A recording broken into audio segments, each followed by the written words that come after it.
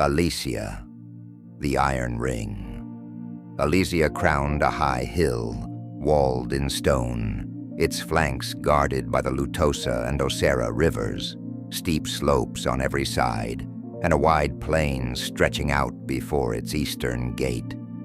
No army could take it by storm, so Caesar didn't charge. He laid siege, because that's what we do. The Greeks might have taught the world how to build walls, but Rome, we taught them how to tear them down, or outlast them. Alesia wasn't going to fall in a day. It sat on that hill like a god on a throne, rivers at its feet, cliffs on its flanks, a wall girding its heart. No legionnaire with sense would rush those heights. But we weren't there to rush. We were there to conquer. And we did what Romans do best. We organized. Sieges aren't won by heroes.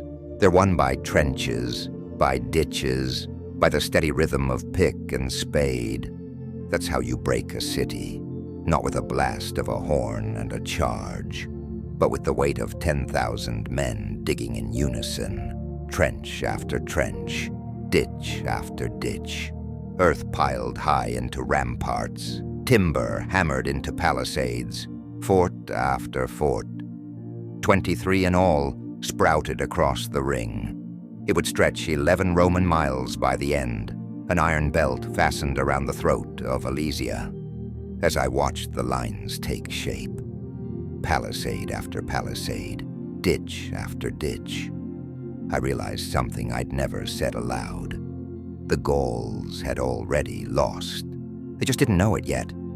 My century took the northern ridge, steep and cold. We worked in shifts, dig, guard, patrol, repeat.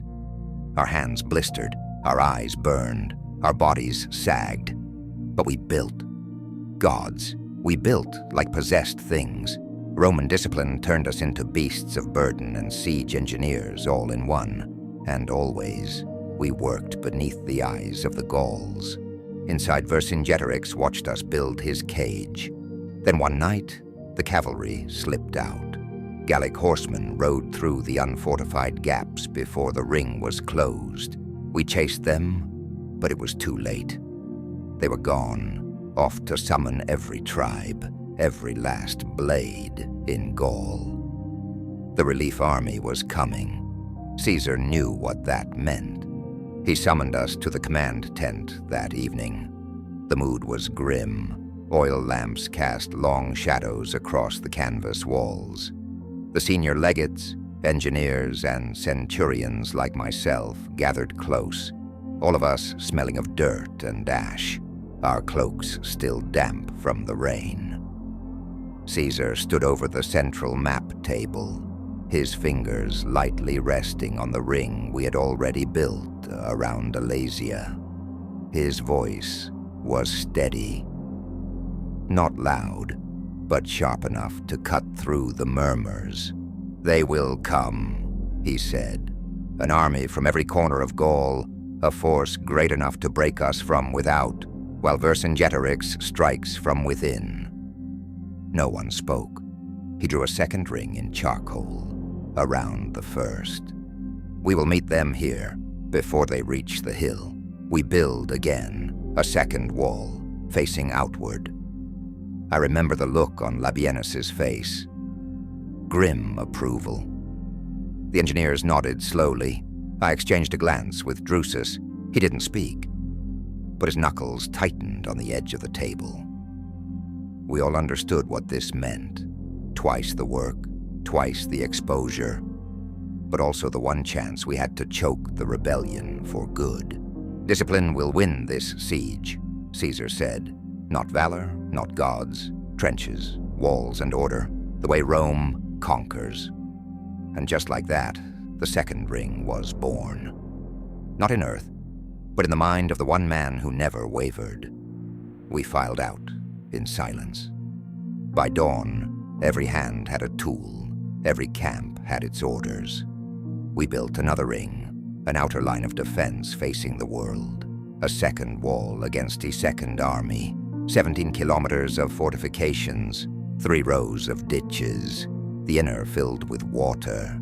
The earthworks rose nearly 4 meters high.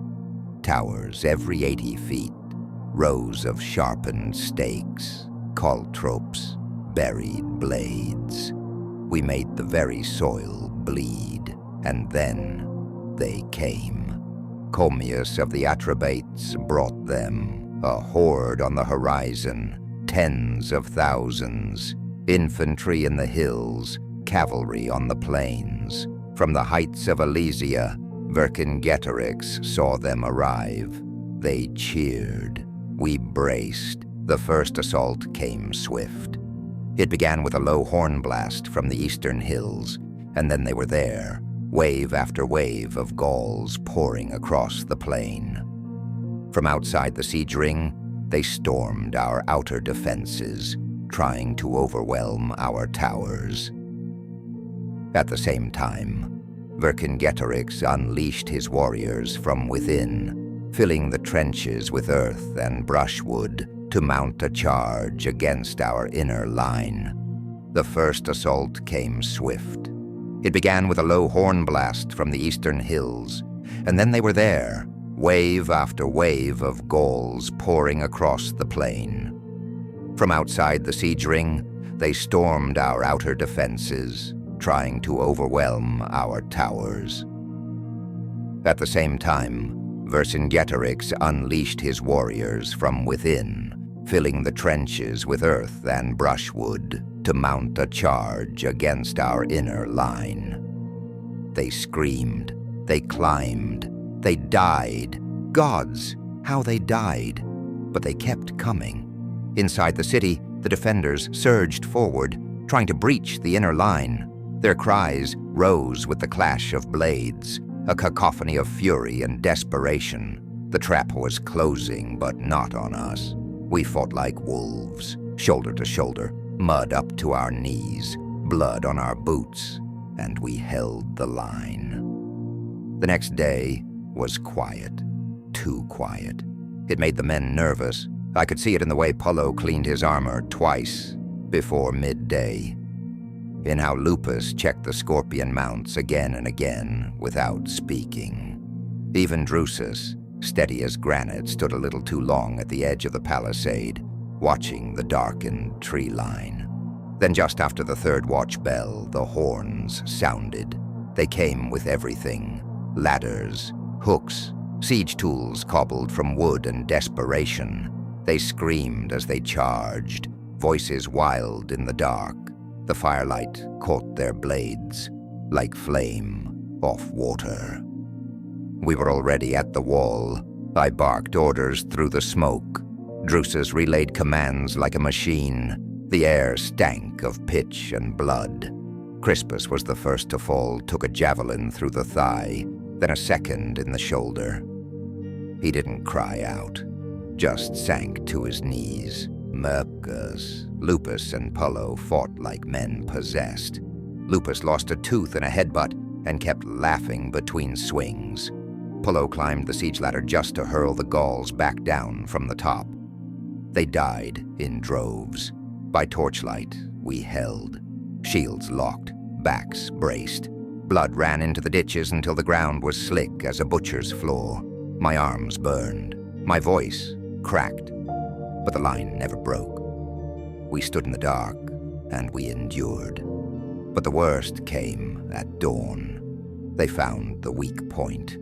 A stretch of wall on the plain, poorly placed, not yet reinforced.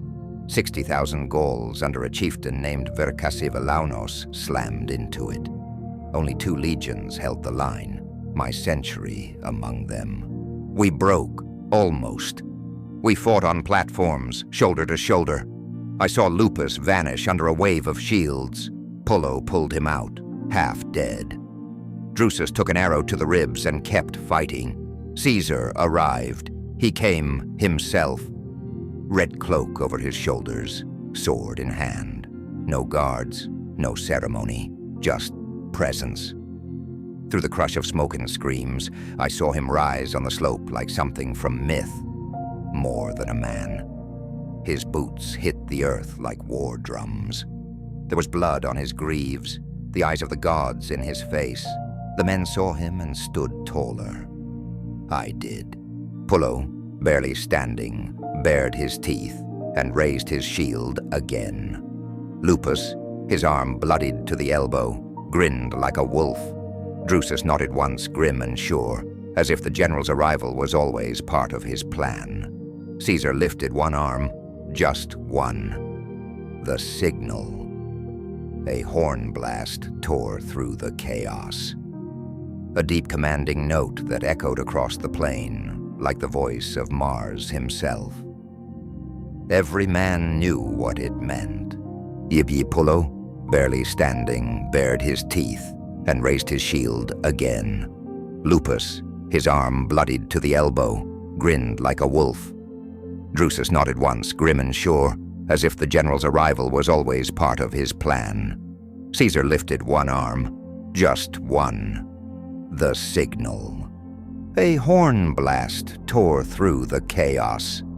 A deep commanding note that echoed across the plain like the voice of Mars himself. Every man knew what it meant.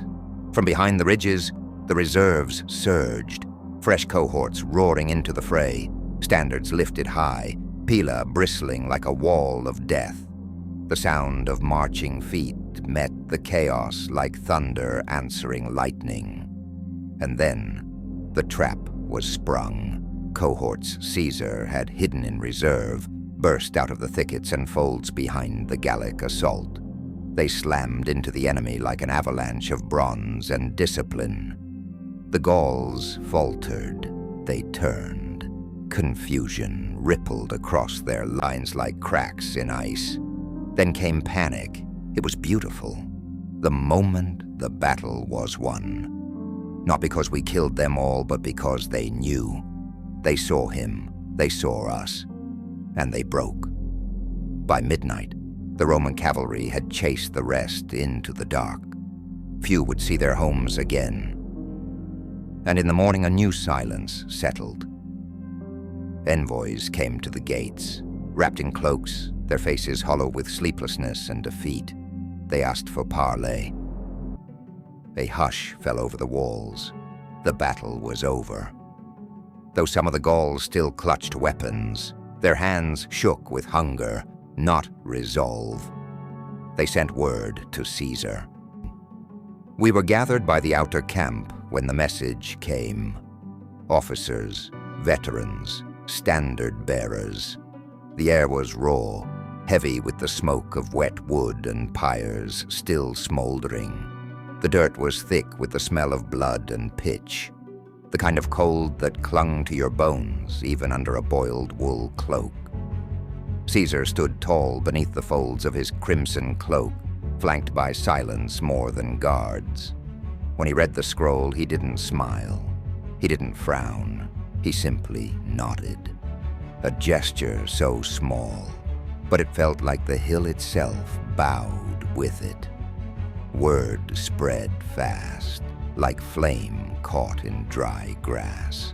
The war chief would surrender, and so we assembled. The whole army. Men bruised and bandaged, streaked with ash and sweat. Cohorts in formation, centurions like statues, even the wounded propped up to bear witness. It wasn't just a surrender. It was the end of something vast. Caesar took his seat atop a wooden tribunal built the night before, as if he'd known this moment would come. The gates of Alesia creaked open, and there he was, Vercingetorix. He rode alone, no escort, no banners, just a man and a horse moving through the smoke of his own defeat. His armor gleamed, clean, polished, ceremonial, but he looked like a man already laid to rest. Proud, silent, broken only by the weight of inevitability. I'll never forget that moment. He dismounted before Caesar, slow and sure, removed his sword with both hands, holding it flat like an offering. Then he knelt. No speeches, no plea, just surrender. A king no longer, just a prisoner. The war for Gaul was over, but the memory of Alesia, That ring of earth and fire, that would never fade. For more stories, like and subscribe.